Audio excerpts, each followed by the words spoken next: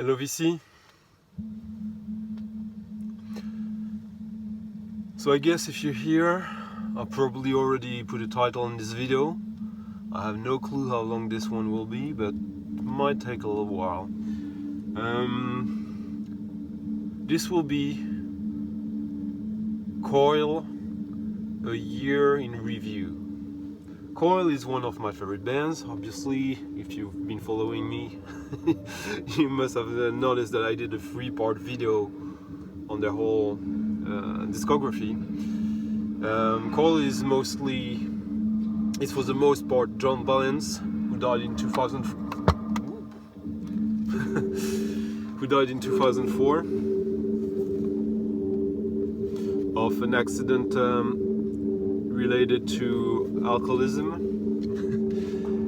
He was basically drunk and fell from the balcony of his apartment or something and crashed on the pavement. And his partner Peter Christopherson, who was one of the founding members of Throbbing Gristle and also a member of the design studio that did many cover artwork for like Pink Floyd and bands like that in the 70s. Well, he died in 2010 of a cardiac arrest in his sleep in Thailand. So because they both died and they had no family, they were both gays in England and were for quite a long time an item. There are no real identified right holders for the music, so because of that there's been a lot of bootlegs, because their music has been increasingly popular since they both died, and a little bit before that. The only official release that can nowadays be released are the ones that included additional members who are still alive, who have a claim to the right, which is not totally normal, totally by the book, but everyone accepts that so far, for the most part.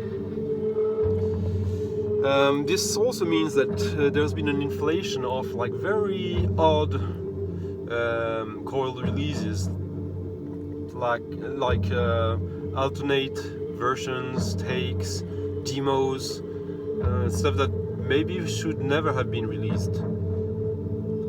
But fortunately, for the most part, it was actually worthy, especially if you're a Coil fan, of course.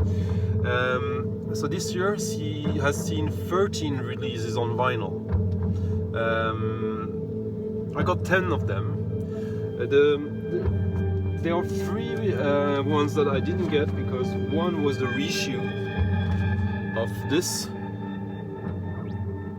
Music to Play in the Dark, Volume 1, because there's been a Volume 2 2 years after that.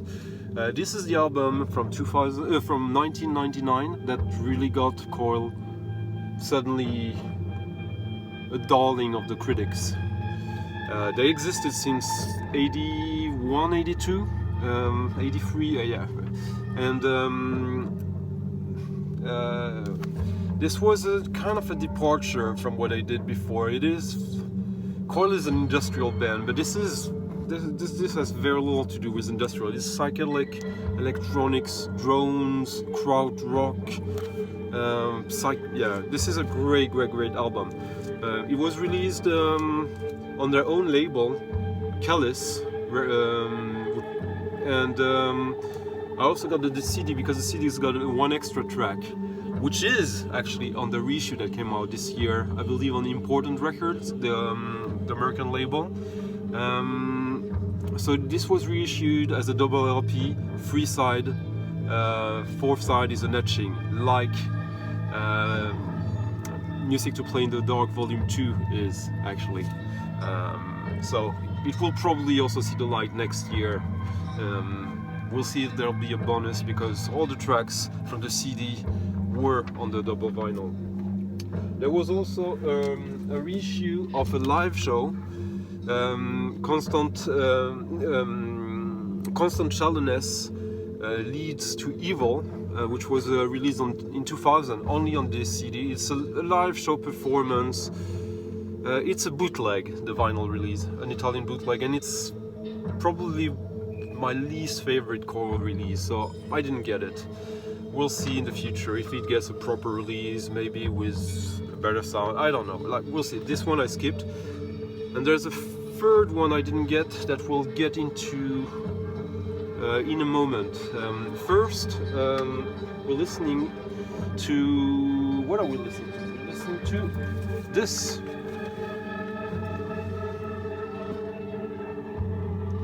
Astral Disaster Sessions Unfinished Musics Volume 2. Why? What is this? Well, Astral Disaster was released first in '99 as well, I believe, or in '98. It was a mail order only from their website for their fans, so they pressed only as many copies as there were copies ordered. As it was the early days of the internet ways of being in touch with your fans, they only got 93 orders, so they only printed 93 records, but they realized the music was so good that they did a proper release for that a couple of years later, I believe,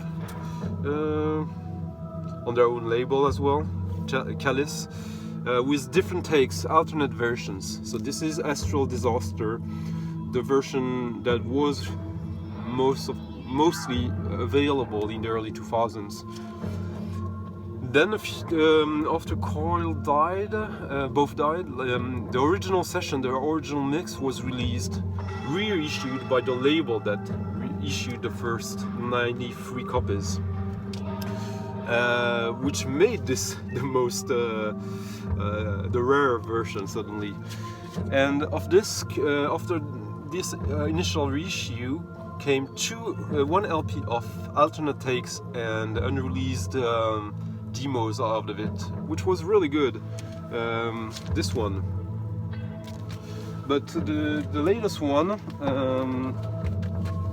from which we're currently listening to the track The Mothership and the Fatherland early mix, featuring classic Coil, John Balance, Peter Christopherson, Drew McDowell, Ty Paul Sandra, and Gary Ramon, who owned the label and who did a series of limited LPs like that in his studio.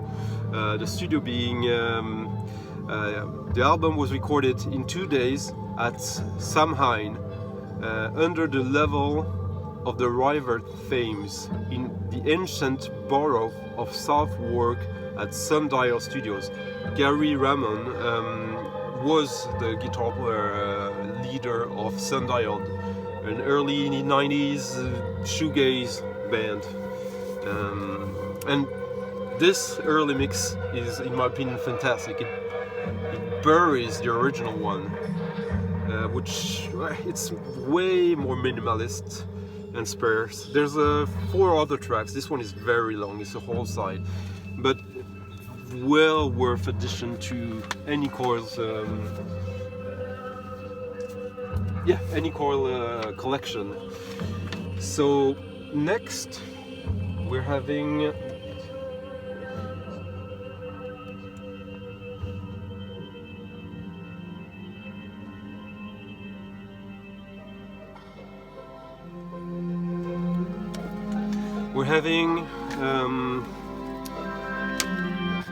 one of the most elusive and odd Coil releases, which only came out as a CD in 92, I believe, or 93. Stolen and Contaminated Songs. Stolen and Contaminated Songs is a bit what we just heard. Outtakes, alternate mixes, odds and ends for this record, Love Secret Domain, Coil's breakthrough album from 1991, sorry, with a great cover from Steven Stapleton from Nurse's Wound. Like, this is, I believe, This is self-explanatory. Ejaculating pills, drugs and seed. This is the original Catastrophe. It was released on Cold Spring Records exactly a year ago. And yeah, I had the CD of this, but yeah, this is Coil. This is one of my absolutely favorite Coil tracks. And it's, yeah, they did this one was subjected to quite a lot of marketing, as I believe there was many versions of it. Yeah, they did four versions, 4 different colors, and Astral Disaster got 2 colors. I don't care about that, but yeah, some people do. Ooh, this is really good. These are probably the 2 best tracks from this record that were never ever on vinyl before. One thing that needs to be told though is that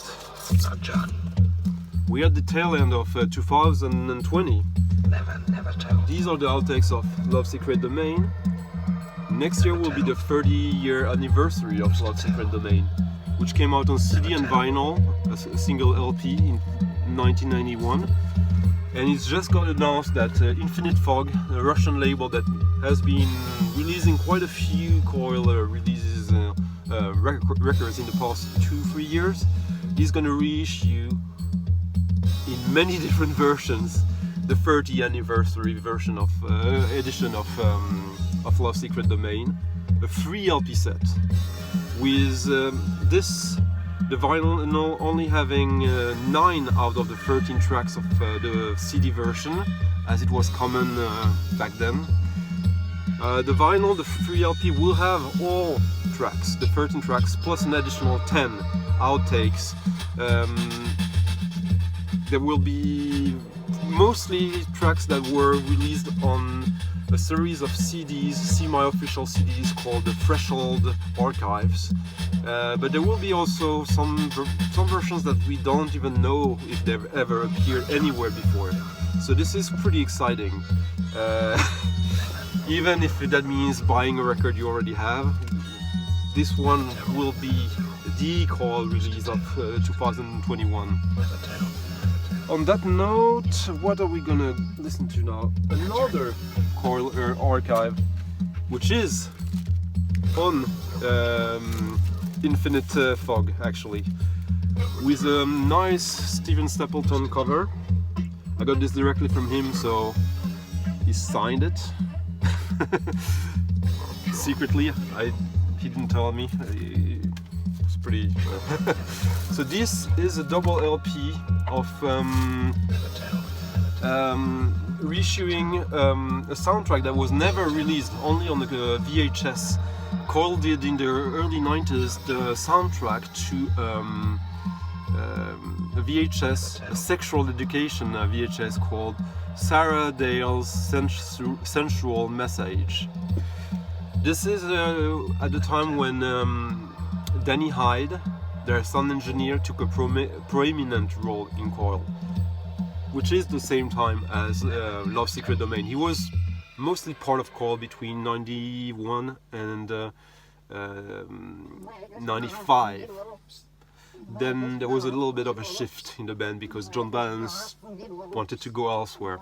But this is a complete. So this reissues the full soundtrack, remastered of the video, plus also odds and ends, and also a 7-inch of a soundtrack to a direct German movie, Blue, and also one of Coil's best 90s tracks, The Heels Are Alive, from the Macrodub Infection compilation put out by Kevin Martin of The Bug, Techno Animal. Anyways, babbling. Let's listen to how interesting this is. This is probably mostly Danny Hyde though. So let's see what we got here.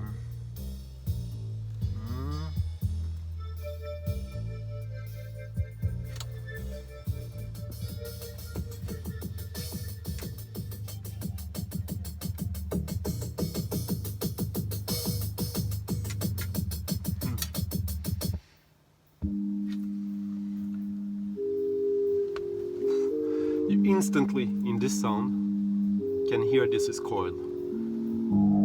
They got this way of working around, sculpting the sound that is just unique.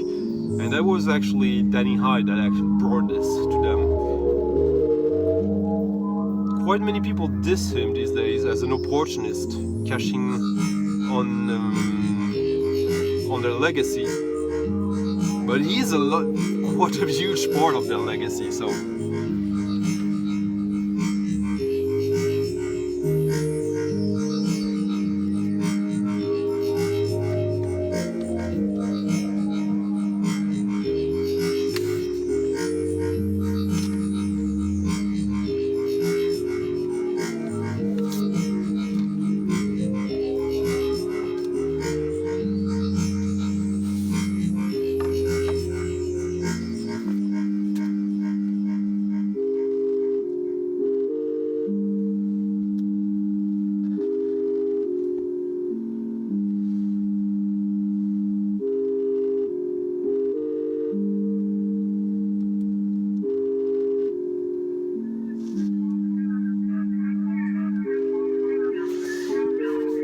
Anyways, a great release, maybe for Coil completists, but some really good Coil stuff, mostly on the electronic side of Coil, but I think this is, if you don't have the original CDs of all that, the other tracks, this is essential.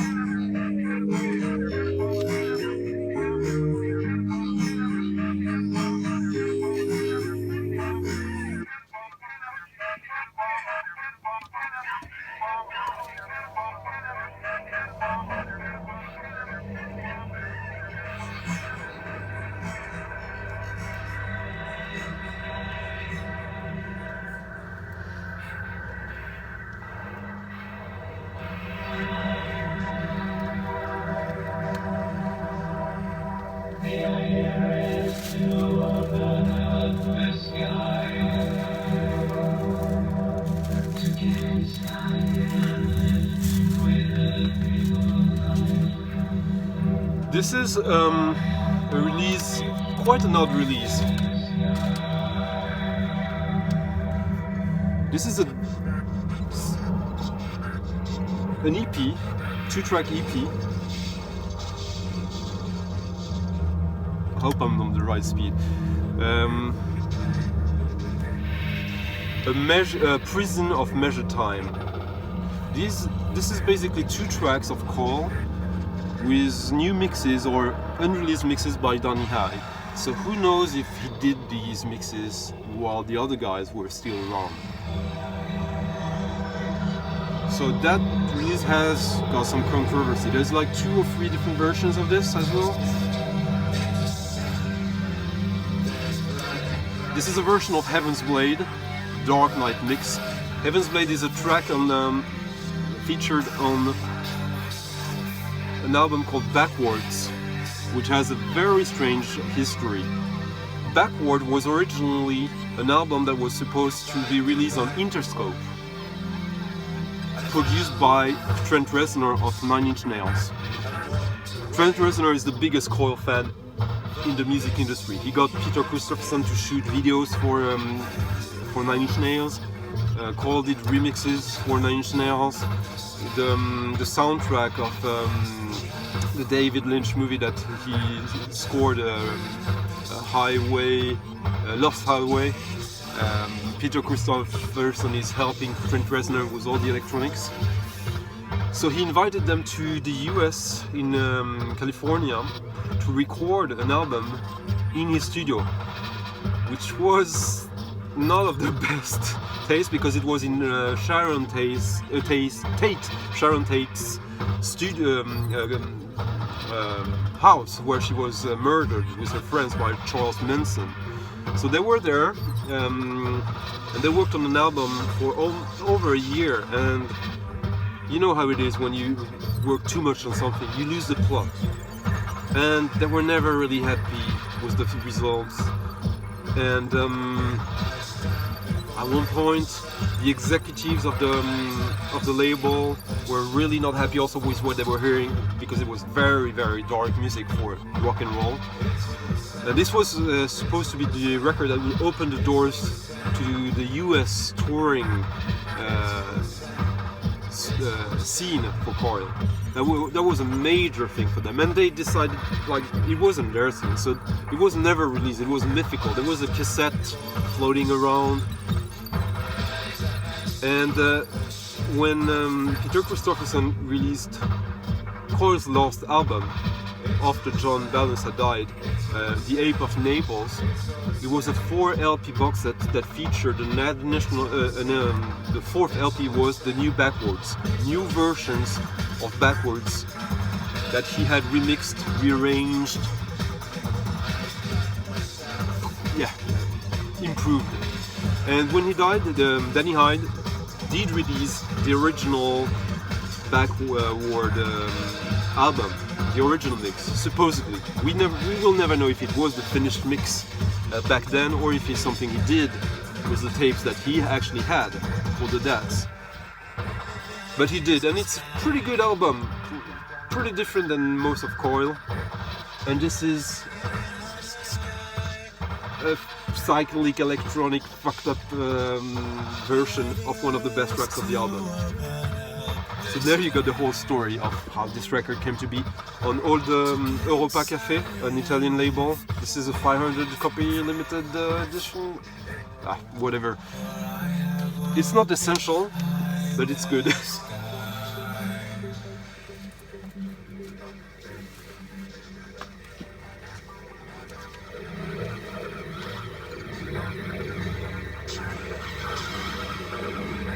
The other side is pretty good too, but more, even weirder than this.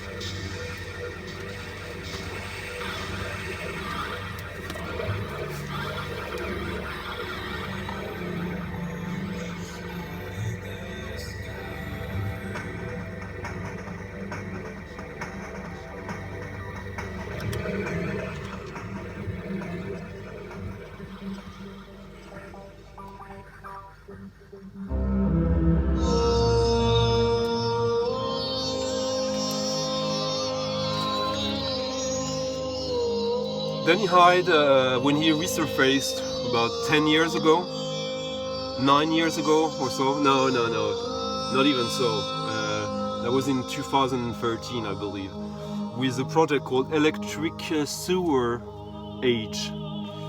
The first album was a collaboration with Peter Christopherson that he was supposed to do several installments with him and with other secret collaborators. It was a fantastic album, the first one. And there's been a second record of this, and the third one came out this year.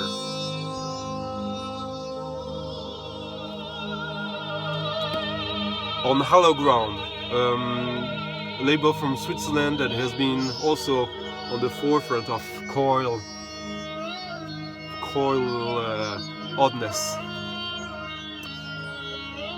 This is a really, really good album, as Danny Hyde showcases how good he is and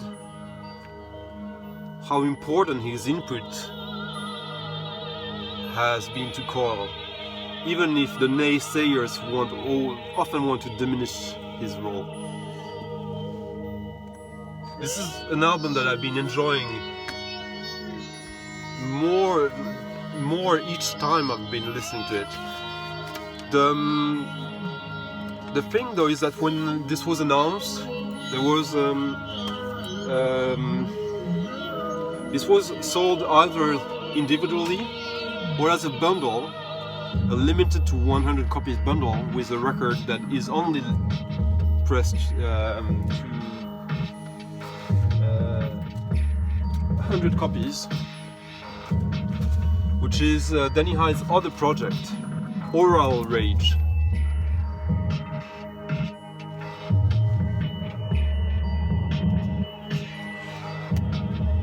So this is an EP that he self-released on CD years ago. I don't I don't even remember. I don't know if there's a date to that. It's a little bit different. It's pretty good as well. It's pretty different. Well, not too different. It's closer to that than it is to Fleetwood Mac, obviously, but still.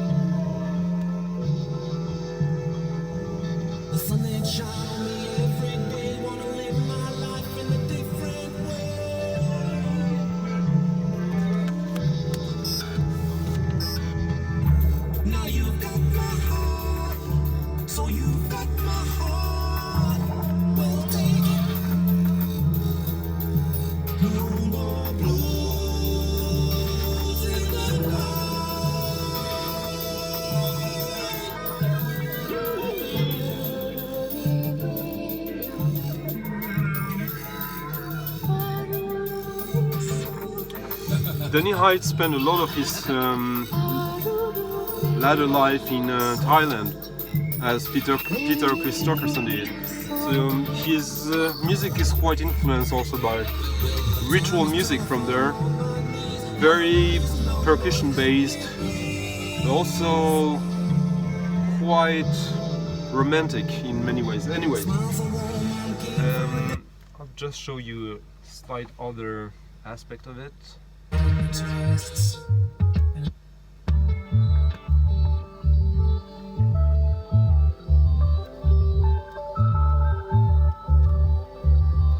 little more on the pure electronic side of things, with these drilling rhythms that are quite characteristic of Coil, of 90s Coil, especially the work with Drew MacDonald.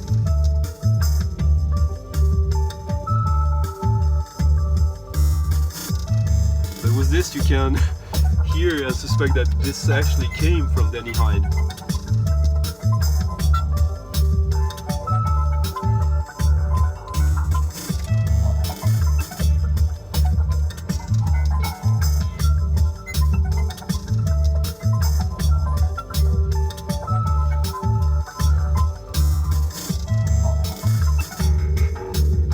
That was 4 records that are mostly Danny Hyde related. 5 if you count stolen and contaminated songs.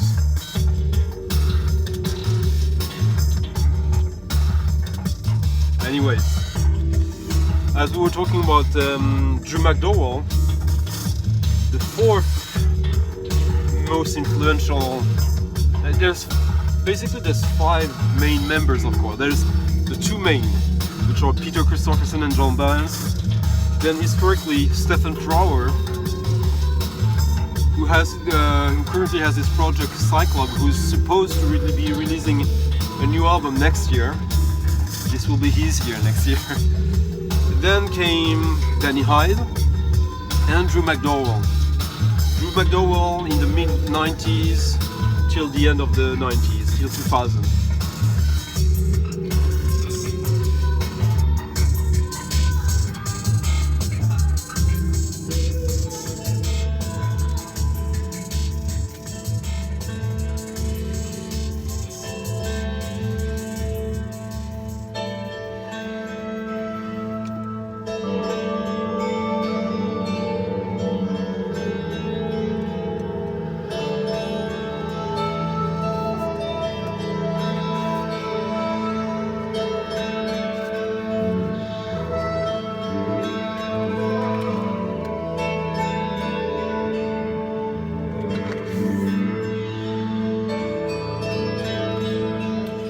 MacDonald's fourth solo album.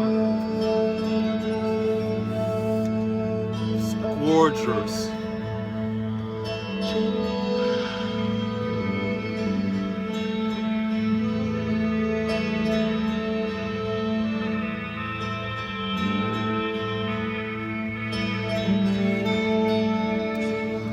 MacDonald is responsible for these two albums of Coil, Time Machines and Black Light District, which are two of the most influential albums of Coil, 90s Coil at least. But yeah, he kind of left the band in the early 2000s. When Coil started to tour more and to capitalize on their increased acclaim with Music to Play in the Dark, Music to Play in the Dark 2.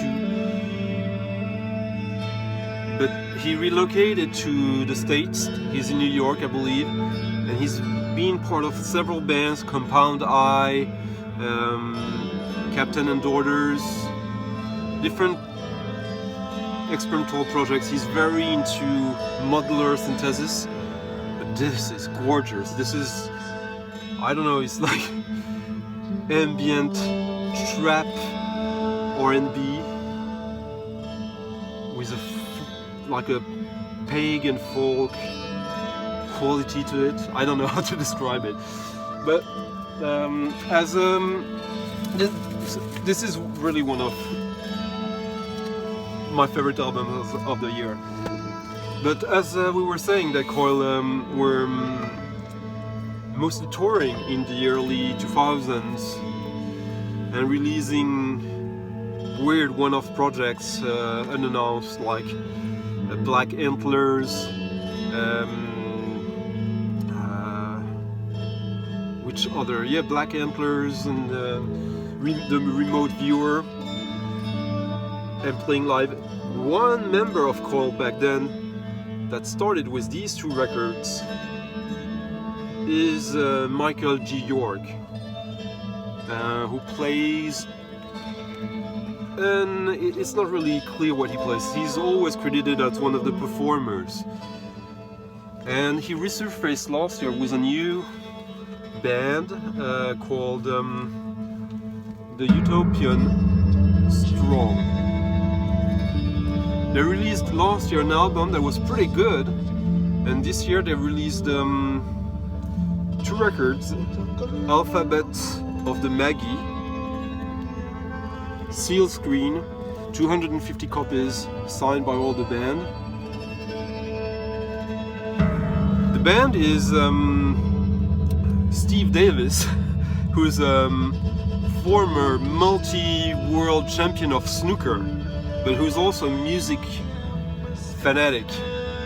He has had radio programs where he showcased his deep love for krautrock rock, Canterbury rock, like art rock and such.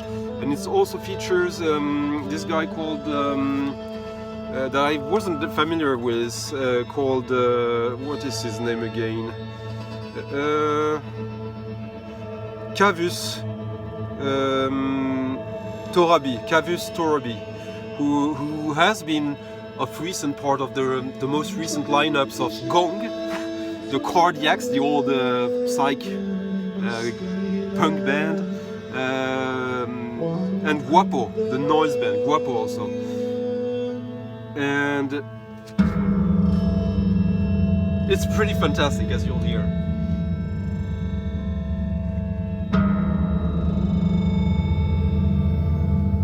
It's more on the psychedelic side of things, with lots of electronics. It's gorgeous seal screen artwork. It's one signed by all the band. Yeah, I think I already said that.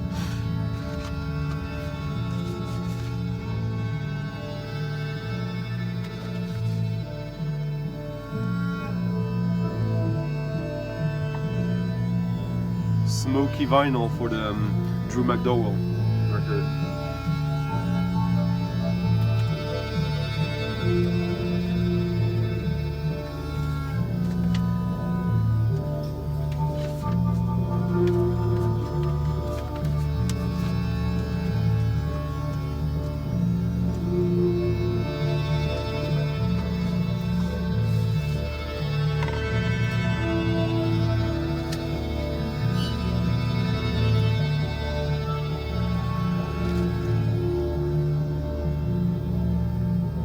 This was released, I believe, in February or so, and in June or May they released Dream Sweeper, exactly same format.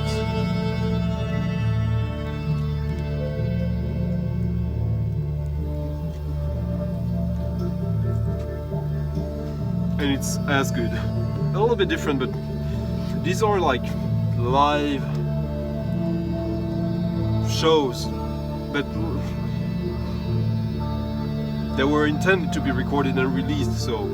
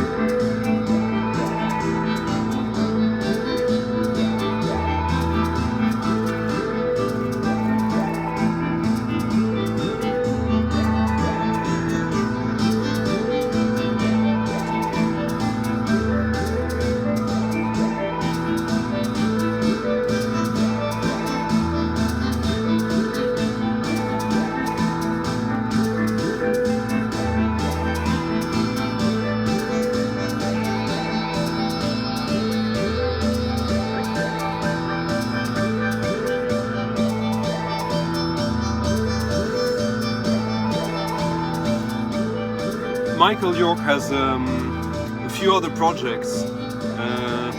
One like drone black metal that I don't like too much, but they haven't released anything this year, and two other projects that are quite interesting but CD only, so we're talking about vinyl here. And then he has another project called Teleplasmist, which released an album like 4 years ago, I believe, that was really, really good. More on the psychedelic rock side of things, even more than that. And he had a new album this year.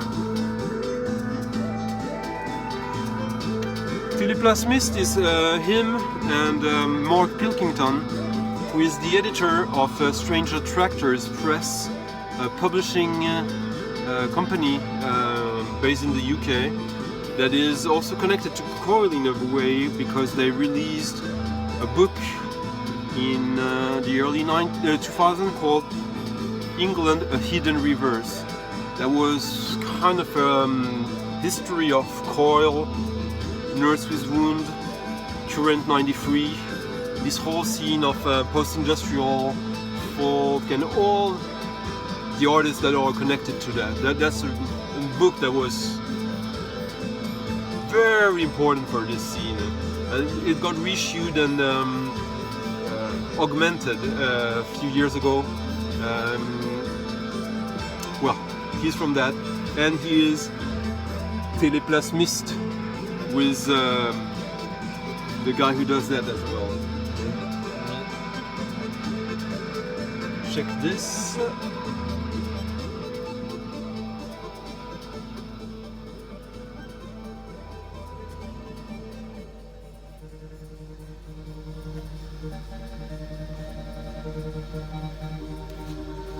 With a very nice cover from a I believe, a French artist, F.L. Le Rossignol, from 1940. It also comes as this insert with a text by Stefan Frower, whom we just talked about, Cyclops, formerly of Coil, and an expert on weird cinema, gutter cinema.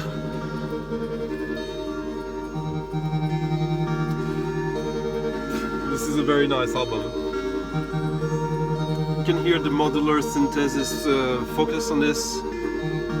It's got at least 3 or 4 tracks like that are really, really nice. So that was it. The 10 Coil related vinyls of 2020. The vinyls that were not simply reissues of stuff that had already been issued on vinyl. All of this had never been issued on vinyl before. As we discussed, the upcoming 30-year anniversary of Lost Secret Domain, LSD, 2021 is already set to be a great year. Plus the fact that not just 2 weeks ago, the Utopian Strong launched the pre-order for their 3rd album in this series, and they started to perform again. There was a gig like last weekend in London, I believe. So with probably an upcoming Cyclops album, and who knows, Danny Hyde will probably find stuff that we haven't figured out yet. But this was really a great year for Coil fans. I have a wish list of some CD-only stuff from their past catalog, but so I hope this was informative, interesting to hear all these needle drops. And for you, my VC friends who have no interest in this music at all, I'm sure you're long gone, but if you're still here, thank you. And maybe you've changed your mind a little bit with all this psychedelic sexual energy music that Coil introduced to the world.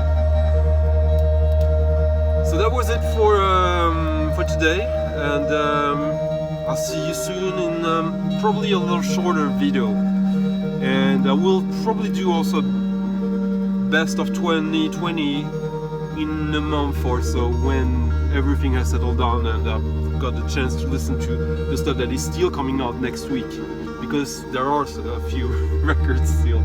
Anyways, VC, hope you enjoyed this, and bonsoir.